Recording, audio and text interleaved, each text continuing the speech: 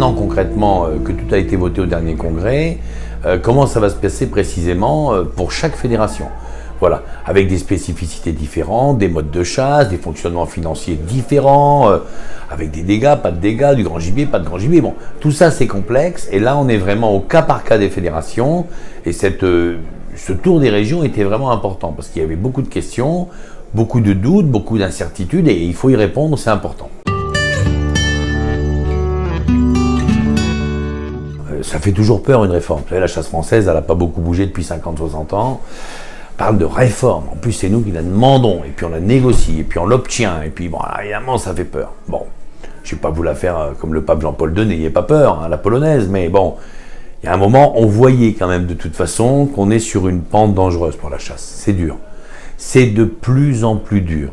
Des moyens qui sont de plus en plus réduits, un effectif qui baisse, des territoires l'espace chassable qui diminue tout le temps, une opinion publique qui est de plus en plus violente à notre égard. Il était temps de reprendre tout ça en main. Alors, c'est pas facile, je comprends qu'il y ait des craintes.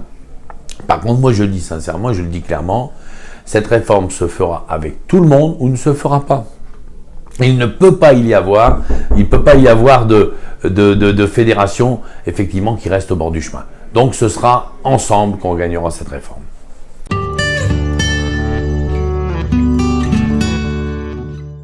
Alors là, je vais être très clair de toute façon. Si on ne baisse pas les dégâts, au seuil on est arrivé, là, 60 millions d'euros, je ne donne pas 5 ans. J'ai 20 fédérations en dépôt de bilan en France. Je ne donnerai pas les noms, mais je les connais bien. Parce qu'on a tout utilisé. Il n'y a plus de réserve, il n'y a plus rien. Voilà, l'argent a été dépensé et les dégâts n'arrêtent pas de croître. Donc il y a un moment, c'est stop. Voilà. On était très heureux il y a 20 ans quand on avait 5 ou 7 sangliers au tableau. Maintenant, on fait la gueule quand il y en a 25, parce qu'on aurait pu faire 40. Il y a un moment, on est en train de scier la branche sur laquelle on est assis. Ça va, de toute façon, à un moment, nous exploser à la figure. Il faut revenir à quelque chose de plus équilibré. Je ne dis surtout pas qu'il faut faire disparaître le sanglier. Il est intimement mêlé maintenant à la chasse française. Mais à nous aussi de faire certains efforts, quoi. On l'a vu dans certains départements qui ont pris les choses vraiment à bras-le-corps, où on peut passer d'1,5 million d'euros de dégâts à 300 000 euros de dégâts, et en diminuant simplement les prélèvements que de 10%. Il y a un moment où il faut aussi qu'on fasse des efforts. Comment ils ont fait? Ils ont fait ce on va faire.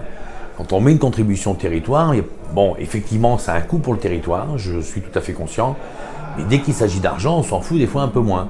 Voilà. Et c'est souvent le cas, vous avez 3 ou 4 territoires qui font attention et celui qui se trouve au milieu qui fait le con, ou qui s'en fout, voilà.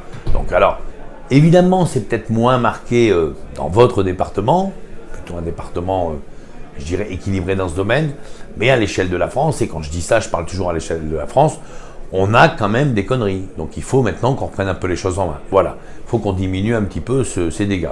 Je le dis toujours, c'est pas le sanglier le problème, c'est le dégât. Il faut qu'on diminue les dégâts.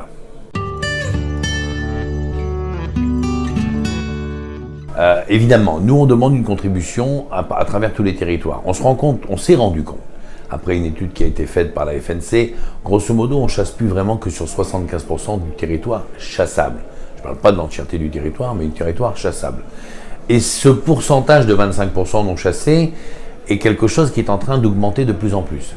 On a toutes sortes de cas de figure, on a l'État, souvent l'État d'ailleurs, souvent les communes, mais on a aussi de plus en plus d'objecteurs de conscience synergétique qui refusent que les gens aillent chasser sur leur territoire. Nous on dit libre à eux, tout ça c'est bien gentil, on ne va pas se battre pour aller chasser partout, comme on l'a peut-être fait à une époque, où on exigeait d'aller chasser tout ça. Bon, je pense que ce temps est révolu. Maintenant, moi ce que je veux et ce que je souhaite pour les fédérations, c'est qu'on obtienne effectivement des garanties à travers la mission parlementaire qui travaille sur ce sujet, que tous les territoires sujets à dégâts chassables doivent effectivement contribuer au budget des dégâts des fédérations. C'est très important pour l'équilibre de notre réforme. Tous les territoires, donc voilà, c'est plus une question, ça n'a plus rien à voir avec la chasse, ça a un rapport avec les dégâts, ce qui n'est pas la même chose.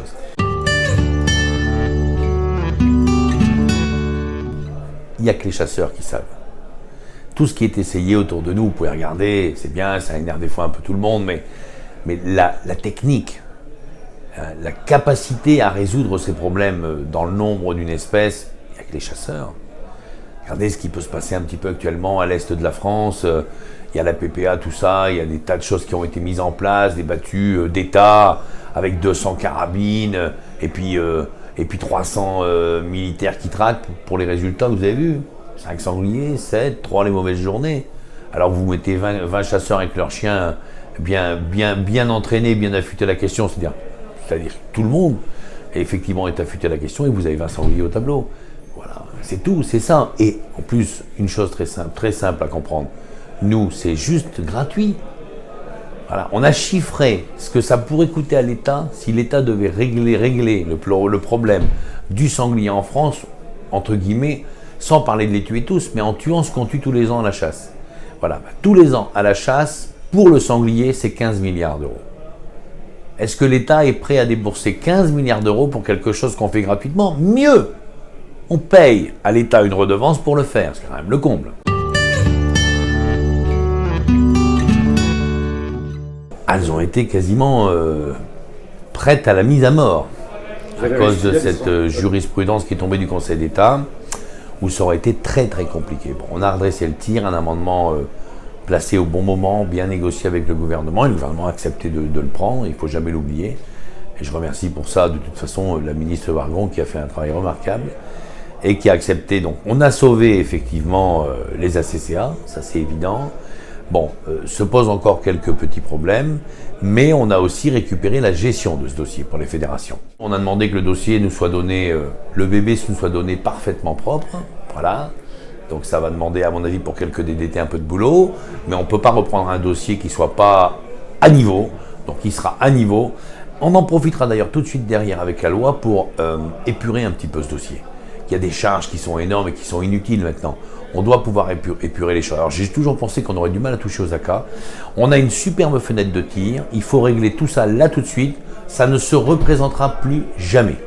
Donc on a une vraie possibilité et de reprendre la main sur ce dossier plutôt que de l'avoir peut-être partir ailleurs. Il n'y avait même pas à discuter. Si on est malin, ce sera tout gagnant pour nous. Il y aura peut-être une charge financière qui peut d'ailleurs se mêler dans l'entièreté de la réforme.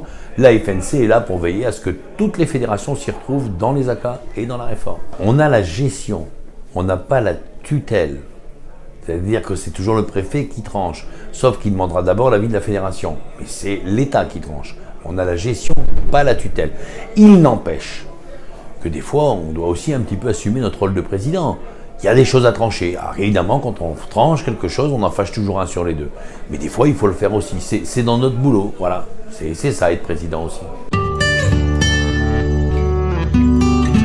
Ce que l'opinion publique juge, ce qu'on doit prendre, notre vraie mission, c'est l'écologie. On doit, dans 20 ou 30 ans, dès qu'on parlera d'écologie, se retourner systématiquement vers les fédérations régionales des chasseurs. Et là, on aura gagné. Et là, on sera incontournable. Et on aura changé, évidemment, le regard de l'opinion publique sur ce qu'on fait. Là, on est en train de laisser tout ça aux écolos. Et au pire, d'ailleurs. Et aux plus dogmatiques, et aux plus dangereux, aux plus idéologiques. Voilà, il y a des montagnes de pognon qui circulent sur des tas de thèmes, d'études, d'appels d'offres. Nous ne sommes pas, alors qu'on a la maîtrise du territoire départemental et que cet assemblement départemental forme une région.